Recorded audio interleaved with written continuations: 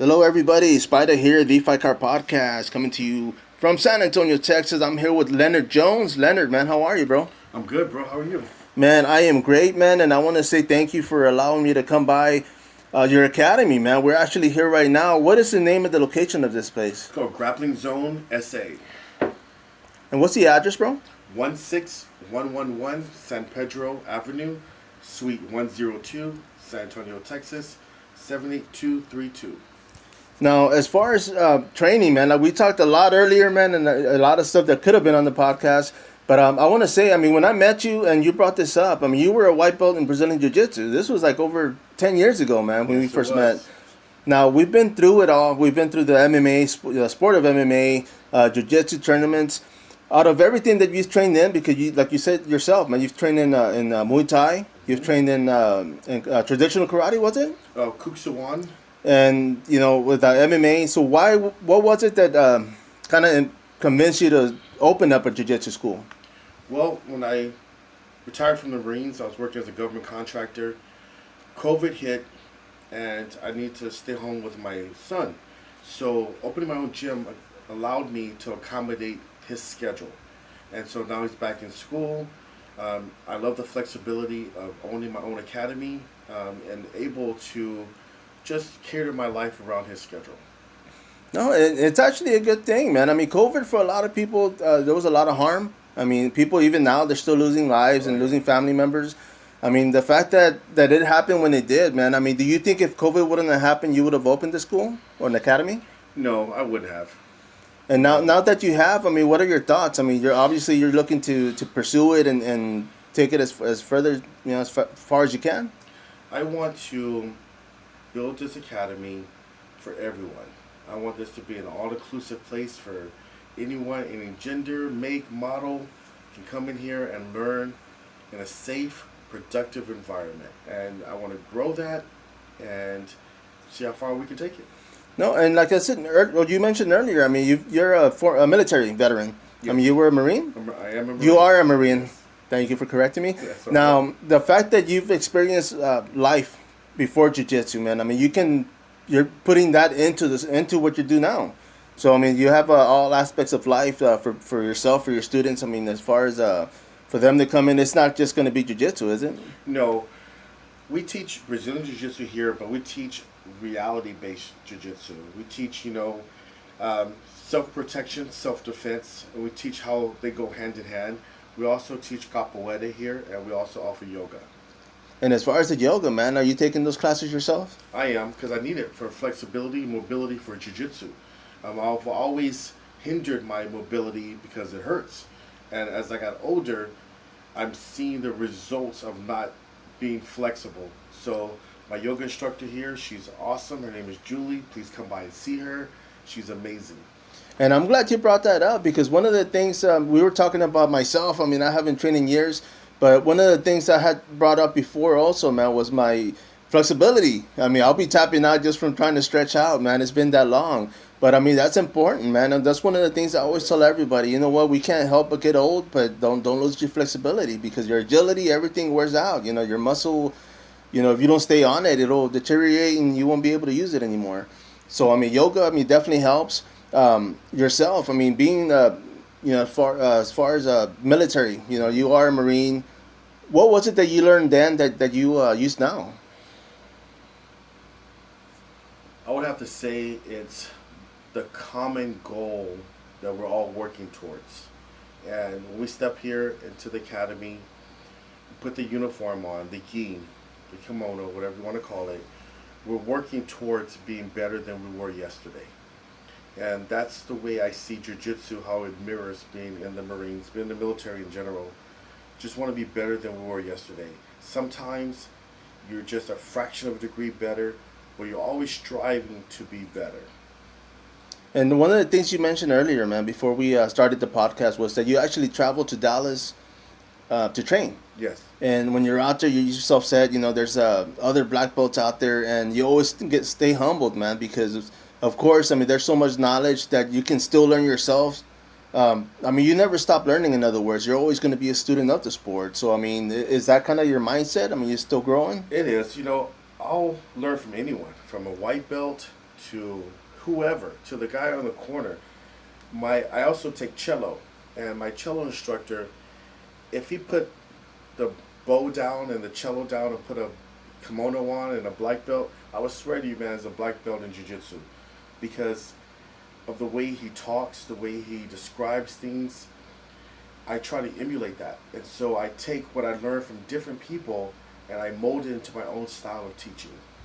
No, for sure, and I mean that's one of the things we brought up earlier. I mean, there's so many jiu-jitsu academies in San Antonio. I mean, the city has blown up, and everybody has their own style. Everybody has their own way to showcase as far as like an armbar is an armbar, but you're gonna show it your way, and that's one of the things that kind of makes it your style. I mean, this is they come over here, they're gonna learn from you, so of course it's gonna be the way you teach it, man. So jiu-jitsu to me is jiu-jitsu.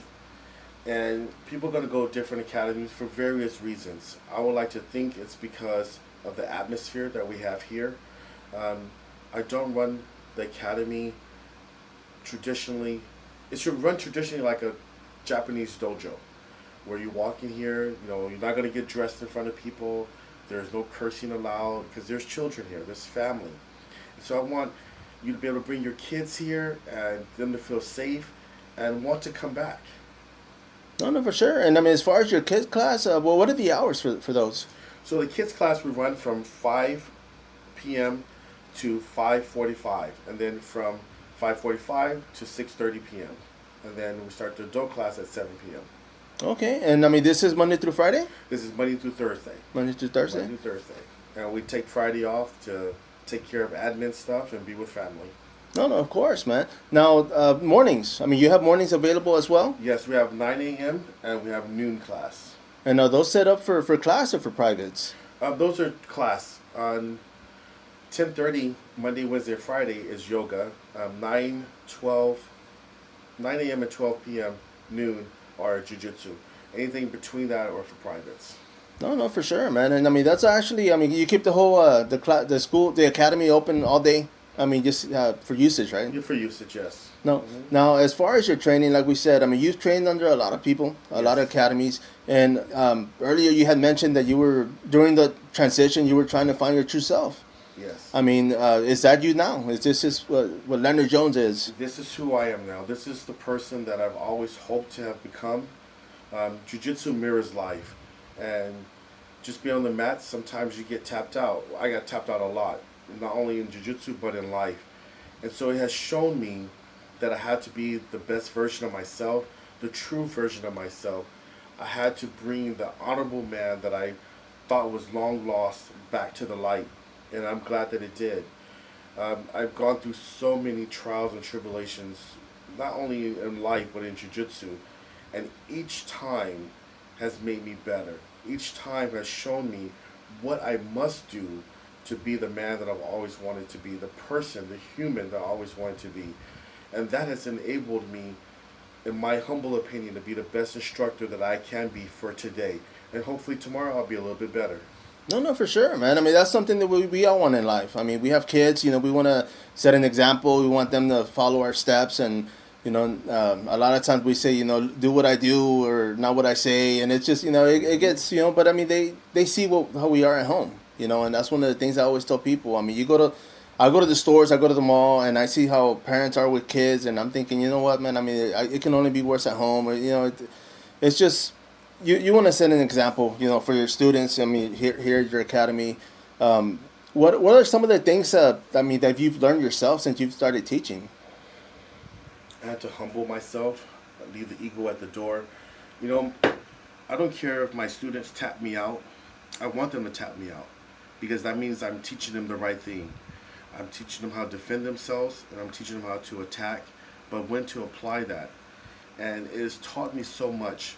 Sometimes I don't want to come to work, but when my students come to the door, it's like being on stage.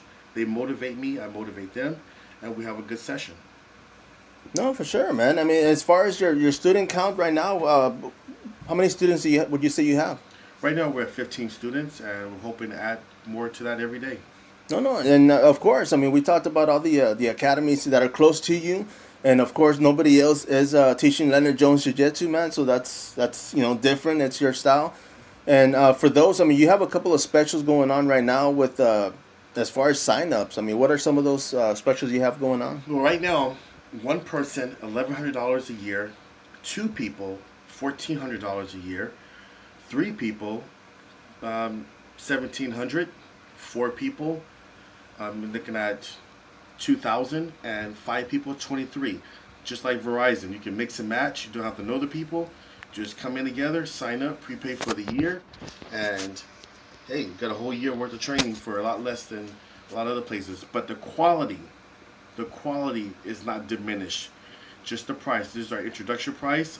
Our grand opening is September 25th at 10 a.m. And hope you guys can make it out to that. No, I definitely will be out here, man, supporting. Now, let me ask you, you had a couple of seminars or fight clinics that are coming in, correct? Yes. So my professor Octavio Couto, he's a 6th-degree Brazilian Jiu-Jitsu black belt. He will be here October 15th at 6 p.m. and he will have a 90-minute jiu-jitsu clinic. That's $40. Just doesn't matter what color gi you wear. Just don't wear a tie-dye gi. Just come, have an open mind, and have fun. And I mean, of course, this is open for other academies as well. It's open for anyone. This academy, no matter what day it is, doesn't matter if it's open mat or not. We welcome everyone from all walks of life, from all academies, from all martial arts disciplines. No, for sure. And of course, we talked about that also, man. It's something that, everybody should have an open door policy, just to welcome as long as they're respectful and respect the academy and each other. Now, let me ask you, as far as when you first started training, what was it that caught your attention in combat sports, or was it traditional martial arts that you started with? I started here in San Antonio with Muay Thai under Crufet, and of course I did martial arts in the military, but I wanted a more formal system, and I loved Muay Thai, but we get dropped down to the ground a lot, and so I needed something that was a natural transition for that, and of course Jiu-Jitsu was. Because in Muay Thai, you get knocked down, the ref stands you back up. But in a real fight, there's no ref. Right. So once you're on the ground, you're on the ground. And I need to learn how to defend myself, how to attack and defend myself from that very weak and inferior position. So Jiu-Jitsu just became a natural progression of that. And let me ask you, is that kind of the same reason why you teach Jiu-Jitsu the way you do now? Just because, it's a reality form base? Yes. I teach, the way I teach is I don't teach sport. If you want to do competitions, that's great. I compete myself. But the way we teach here is self-defense, self-protection. And we use Jiu-Jitsu doing that because Jiu-Jitsu is designed for the weaker person to defend themselves. Here, listen, we're not going to make you a Jackie Chan. We're not going to turn you to Tony Jaa. But we will be able to teach you how to be aware of a situation, how to react to that situation, and how to get away from that situation just so you can live and prosper for another day. No, and I mean, also earlier you also mentioned that you have a couple of law officers here in your academy. Yes, so we have some officers here. I won't name the departments that come here. They were very humble and they were willing to learn and have an open mind. And so if you're a law enforcement officer, if you're a nurse, you're a teacher, you're just anyone, and you find yourself in a position where your life could be in danger because of your job, please come here, take a couple of classes. If you like it, if we're a good fit for you, hey, we'll love to have you on board. No, definitely, man. And I mean, there's a lot, especially right now. The world's gone crazy. It has been going crazy, so you don't know what to expect. You want to be ready. Now, during your military life, I mean, were you ever in a situation where you had to use physical contact? I can tell you that on a deployment once, I got my butt handed to me, and when I was in the hospital recovering, someone asked me what happened. I told him. He goes, "You need to learn jiu-jitsu." And so that was the second time that someone said I need to learn jiu-jitsu. And so once I did, I vowed that I was going to have every tool at my disposal to be able to defend myself. It's like having insurance. You'd rather have it than not have it. Exactly. No, for sure, man. And like I mentioned earlier, man, I mean, when I met you, you were a white belt. I mean, here we are, man. It's 2021. You have your own academy. I mean, is this something that you saw from years ago? Were you planning on doing this? No, this was like the furthest thing from my mind. I was in awe of all the head instructors, the coaches, the academy owners. I'm thinking to myself, that's something I could never, ever possibly do. I never thought that it would actually happen because I never gave it much thought.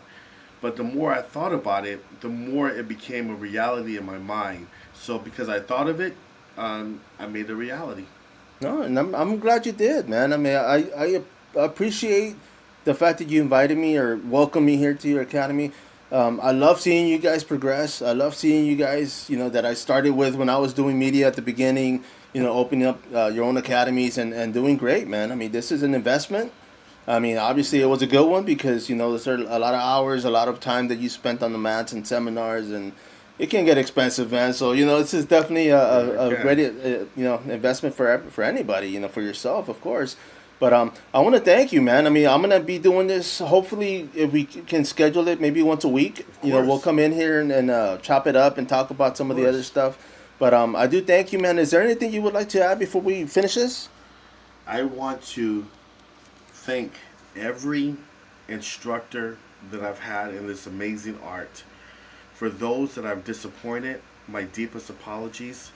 I am hoping that I can rectify that by spreading this beautiful art of ours, teaching people and being the best version of myself so that my students who are blessing me to help them with this journey can blossom and grow in this art and give back. That's all I want to do is just give back to the beautiful art that all my instructors have given me.